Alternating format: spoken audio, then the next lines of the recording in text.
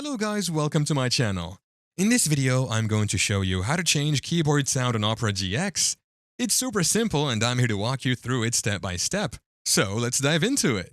First things first, make sure you have Opera GX open on your computer. If you don't have it, you can download it from the official website. Once you download it, install it to your computer. Always make sure you are using the latest version, so as not to miss on any new features. Once in, click on the GX Control Panel icon on the left sidebar. This will open the GX Control Panel. In the GX Control Panel, click on Sound from the list of options. This is where you can customize your keyboard sound. Under Keyboard Sound, you'll see a drop-down menu with different sound options. Click on it to see the available sounds. Choose the keyboard sound you like the most. You can click on each option to hear a preview. If the sound is too loud or too quiet, you can adjust the volume using the slider right below the sound options.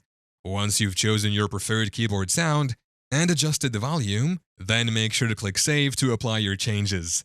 And that is how to change keyboard sound in Opera GX. Thank you for watching. If this video was helpful, please leave a like and subscribe to my channel for more videos like this. And click on that notification bell to never miss an update.